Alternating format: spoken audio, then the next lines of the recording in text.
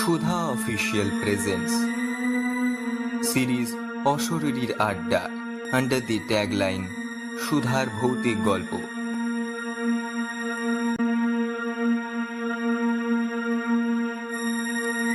কুসংস্কার থেকে মুক্ত হয়ে এই গল্পগুলি শোনার জন্য আপনাদের কাছে অনুরোধ রইল। বিষয়বস্তু সংক্রান্ত ঘোষণা। এই গল্পটি একটি কাল্পনিক রচনা। এর প্রেক্ষাপট ও কিছু চরিত্র বাস্তব ঘটনা বা স্থানের অনুপ্রেরণায় গঠিত হলেও পুরো গল্পটি মূলত কল্পনার ফসল। ভৌতিক ও অতিপ্রাকৃত ঘটনাগুলি শুধুমাত্র পাঠকের মনোরঞ্জনের উদ্দেশ্যে উপস্থাপিত হয়েছে। বাস্তব জীবনের কোনো ঘটনা বা ব্যক্তির সঙ্গে এই কাহিনীর কোনো মিল থাকলে তা সম্পূর্ণভাবে কাকতালীয়। মদ্যপান, ধূমপান ও মাদক সেবন স্বাস্থ্যের পক্ষে ক্ষতিকর। আজকের গল্প তাপসী রয় রচিত 1917 জানা অজানা কথা। তাহলে শুরু করা যাক।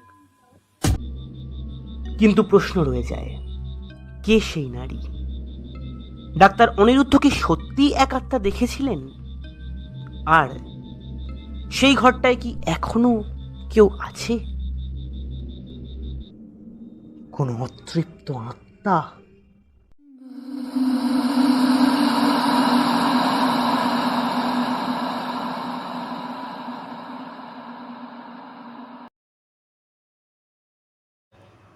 আপনারা শুনেছিলেন এই পর্যন্ত। আজ আপনারা শুনবেন 1917 জানা অজানা কথার অন্তিম পর্ব। Hit the bell icon for notification. Please like, comment and subscribe our channel. Share our videos with all. We hope that you all will like our audio stories. Now enjoy listening to the last part of this story. ওরা তিনজন চুপচাপ দাঁড়িয়েছিল সেই পুরনো স্টোররুমের দরজার সামনে। তাদের চোখে কৌতূহল আর হৃদয়ের গভীরে গাঁথা একটা অজানা ভয়। তবু সিদ্ধান্ত একটাই, আজ রাতেই চাবিটা খুঁজে বার করব। আজই সবকিছু শেষ করব। টর্চের আলোয় তারা স্টোররুমের একটা কোণে খুঁজে পেল ধুলো মাখা ছোট লোহার বাক্স। ভেতরে একটি চাবি, কিঞ্চিত জং ধরা, কিন্তু অদ্ভুতভাবে ঠান্ডা। ঠিক যেন চাবিটা কেবল লোহার নয়, কোনো অশরীরী ইতিহাসের স্পর্শ বহন করছে। তারা নামলো সেই সরু সিঁড়ি বেয়ে, যেখানে আলো পৌঁছয় না। হাওয়ার গন্ধ বদলে যায়। মাটির গায়ে প্যাঁচ লেগে থাকা স্যাঁতে স্যাঁতে ছত্রাকের গন্ধ যেন বলছে, ফিরে যাও, ফিরে যাও।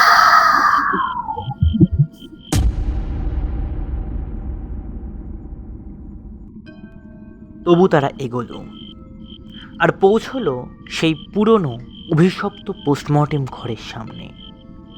দরজা খুলতেই চারপাশে ঘন কালো অন্ধকার। আলো ফেলতেই ওরা দেখে দেওয়ালের গায়ে লেগে থাকা শুকিয়ে যাওয়া রক্তের দাগ। টেবিলের উপর পচা ছেঁড়া চাদরের নিচে কোনো ছায়া, আর চারিদিকে অদ্ভুত এক ঠান্ডা। আর ঠিক তখনই কে যেন পাশ কাটিয়ে চলে গেল। না, কাউকে দেখা যায়নি, কিন্তু গায়ে সেই কনকনে ঠান্ডা হাতটার স্পর্শ। একটা শীতলতা হাড় গলে ঢুকে যায়, শরীর জমে আসে। কাঁপতে কাঁপতে ওরা পিছন ফিরে দেখে, পিছনের সিঁড়িটা নেই।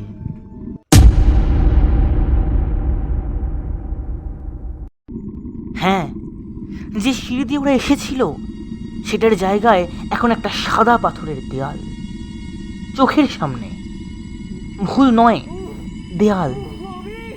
তারা দৌড়াতে চায়, চিৎকার করতে চায়, কিন্তু পথ যেন ফুরোয় না। হাঁটতে হাঁটতে তারা দেখে পথটা বারবার ঘুরে এক জায়গায় এসে মিলিয়ে যাচ্ছে।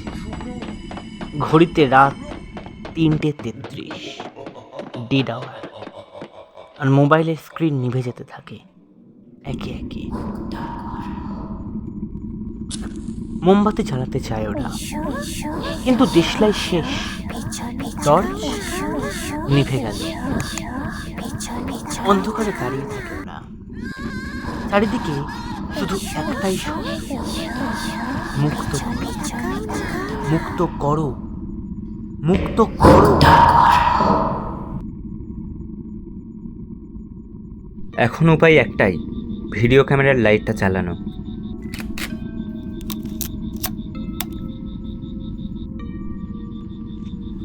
ওরা তিনজন, জয়, অভি আর শুভ্র, অন্ধকারে একটা প্ল্যান করে। প্রতি মিনিটে একজন আরেকজনের নাম ডাকবে, জানার জন্য যে তারা এখনো একসাথে, এখনো নিরাপদ। শুভ্র, জয়, অভি, তুই এখনো হাসছিস? Oh my god.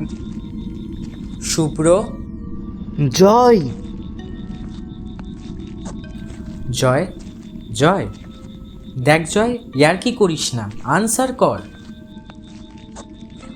তাদের ভিডিও ক্যামেরার হালকা আলোই এখন একমাত্র সম্বল। তারা দেখে সামনে কিছুই নেই, তবু কেমন একটা অদৃশ্য দৃষ্টি যেন তাদের বুক ভেদ করে তাকিয়ে আছে। শুভ্র, তুই বাইরে যা, আমি নিচে যাচ্ছি, জয় কোথায় গেছে দেখব। সাবধানে যাও অভি, দেখিস কিছু হুট করে দেখা দিলে পালাবি, দাঁড়াবি না। অভি আবার নামে সেই সিঁড়িতে। নামতেই টের পায় এখানে কেউ আছে, জয় না, অন্য কেউ, কোনো ছায়া, কোনো উপস্থিতি, যার নিঃশ্বাস গায়ে লাগছে, তবু দেখা যায় না কিছুই। কে কে আছে ওখানে? জয়, জয়, এটা কোনো মজা না।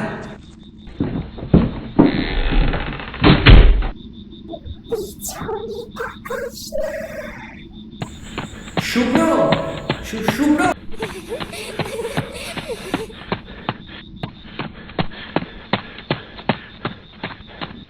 অভি দৌড়ে চলে আসে সেই জায়গায়, কিন্তু ঠিক তখনই শুভ্র,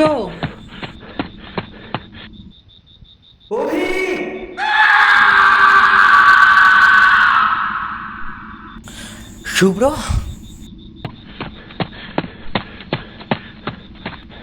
তবে সেই চিৎকার শুভ্র নয়, অথবা হয়তো তারই। Women surgical ward number 4। অভি ছুটে যায় চিৎকারের পিছনে, চোখে আতঙ্ক, হাতে কাঁপা আলো, কিন্তু সেখানে শুভ্র নেই।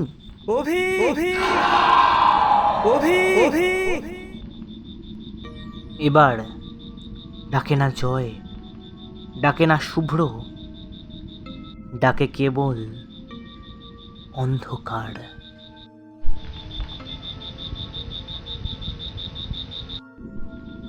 অন্ধকারে লেজ কেটে বেরোতে অভির লেগে গেল কয়েক মিনিট।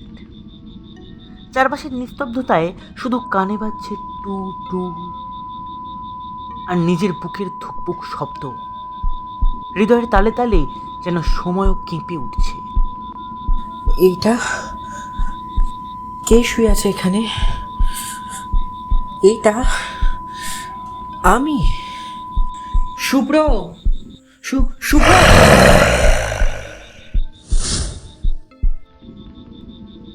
গ্রাউন্ড ফ্লোরে মেন গেটের পাশের ছোট দরজাটা সিল হয়ে গেছে।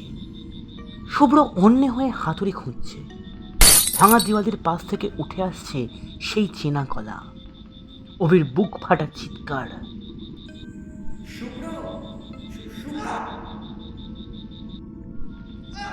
অভি, আমি আসছি ভাই, কিছু হবে না তোর, ওখানেই থাক, আমি আসছি।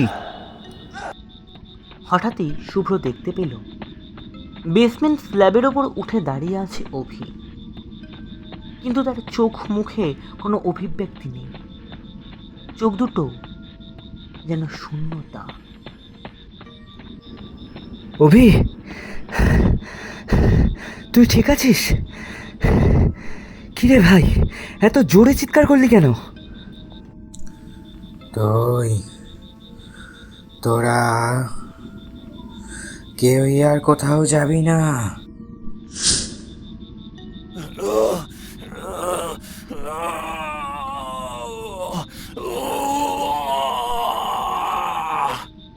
এ কি করলো অভি? বন্ধুত্ব, ভরসা, বন্ধুর প্রতি ভালোবাসা সব কিছু ছাড়িয়ে সে আজ নিজের বন্ধুকে রক্তাক্ত করলো। সেই বন্ধুত্ব, সেই ভরসা, সেই একমাত্র আশা মাটিতে পড়ে গেল। একটা শ্বাস, এক ফোঁটা নিঃশব্দ অশ্রু, আর একটা অন্ধকারের দীর্ঘ ছায়া। শতাব্দী আগে যে হারিয়ে গিয়েছিল সে আজ আবার ফিরে এসেছে।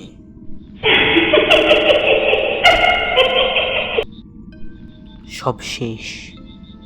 নিজেদের প্রতিভার প্রচার, উচ্ছ্বাস, হাসি, নবযৌবনের অহংকার সব শেষ হয়ে গেল সেই রাতে। কিন্তু কোথায় গেল জয়? কি হয়েছিল তার সাথে? চলো ফিরে যাই সেই মুহূর্তে। 3 বন্ধু হাঁটছে নিজেদের নাম ডাকতে ডাকতে। জয়! শুভ্র, অভি, ওই দেখ, ওই রাস্তাটা দিয়েই তো আমরা এসেছিলাম। আমরা গ্রাউন্ড ফ্লোরে পৌঁছে গেছি ভাই। চল ওই ছোট গেটটা দিয়ে বেরিয়ে পড়ি, ওই আলোটার দিকে। ফলো কর আমাকে। কিন্তু দুর্ভাগ্য, অভি আর শুভ্র শুনতেই পেল না জয়ের কথা। কিন্তু জয় সেই একমাত্র গেট পার হলো। কিন্তু প্রশ্ন থেকে যায়, কেন শুনতে পেল না?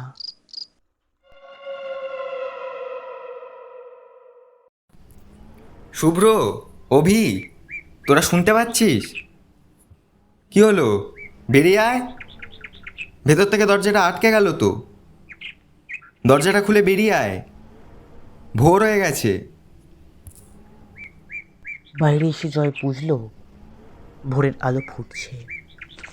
গাড়ির কাছে এসে সে মোবাইল চার্জে লাগিয়ে রূপকথাকে কল করলো। ব্যাকআপ আনতে বলল।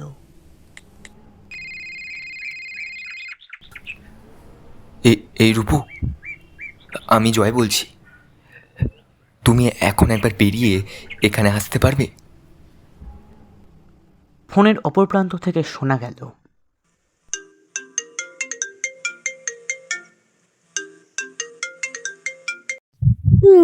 হ্যাঁ হ্যাঁ বলো। এত ভোরবেলায় হাসপাতালের ওখানে কি করছো?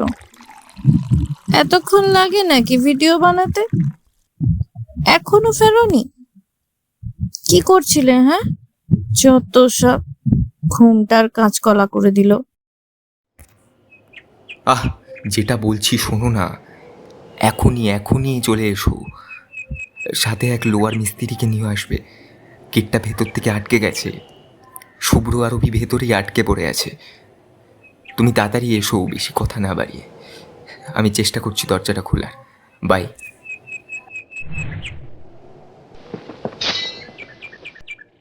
অনেক চেষ্টা করেও দরজা খুলল না। অভি, শুনতে পাচ্ছিস? এখানেই দাঁড়া। এখানেই দাঁড়িয়ে থাকবি, কিন্তু অন্যদিকে যাবি না। আমি রূপুকে ফোন করে দিয়েছি। কিছু একটা আসছে, আমি দেখতে পাচ্ছি। এটা মানুষ না ভাই, এটা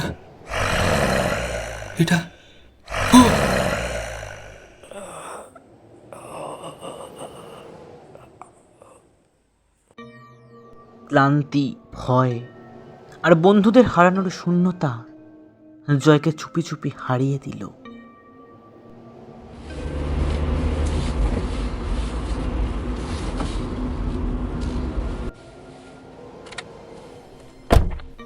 জয়, এই জয়, কি হয়েছে তোমার?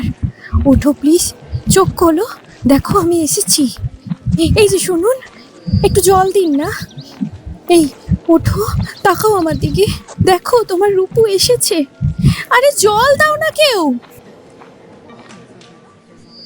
জয় গাড়ির পাশে পড়ে আছে, একদম নিস্তেজ। প্রাণ স্পন্দন চললেও শরীরে কোনো সার নেই। ভ্যানের মধ্যে জয়কে শুইয়ে রেখে রূপকথা অ্যাম্বুলেন্সে ফোন করল। তারপর দেখতে গেল দরজার দিকে। অভি এবং শুভ্রর কোনো খোঁজ নেই, তাদের বাইরে কোথাও দেখতে পাওয়া যাচ্ছে না। সাথে এসেছে সিমেন্টের মিস্ত্রি, গ্যাস কাটার মিস্ত্রি। ভেবেছিল প্রস্তুতি থাকলেই বিপদ কেটে যাবে, কিন্তু শেষ রক্ষা বোধহয় হলো না।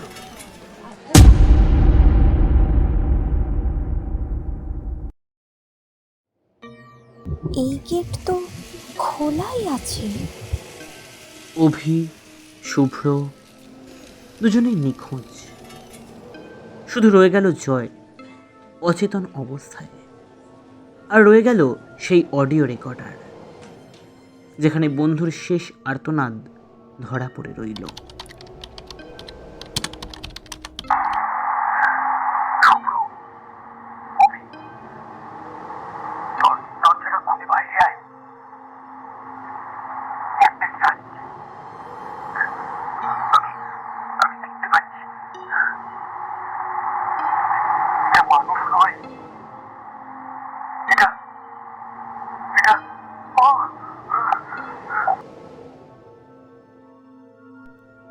হাসপাতালের ভয়ানক ইতিহাসে এবার লেখা হলো আরও দুটি নাম, অভি এবং শুভ্র।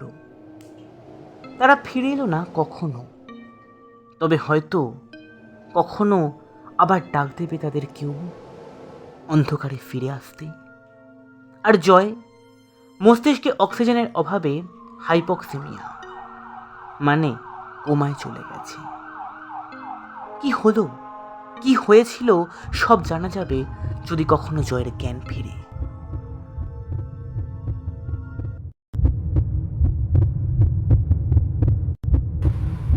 সুধা প্রেজেন্ট অশরীরীর আড্ডা।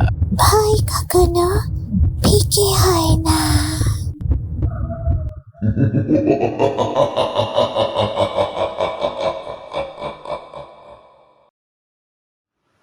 তাপসী রয় রচিত 1917 জানা অজানা কথা গল্পটি আজকে শেষ হলো।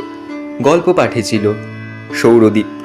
অন্যান্য চরিত্র: অভিজিতের ভূমিকায় শুক্লা, জয়ের ভূমিকায় মেঘাদ্রি, শুভ্রর ভূমিকায় শারণ্য, রূপকথার ভূমিকায় তাপসী, ভূতের ভূমিকায় তাপসী ও ডক্টর অনিরুদ্ধ চট্টোপাধ্যায়ের ভূমিকায় আবির। প্রচ্ছদ জন্টি।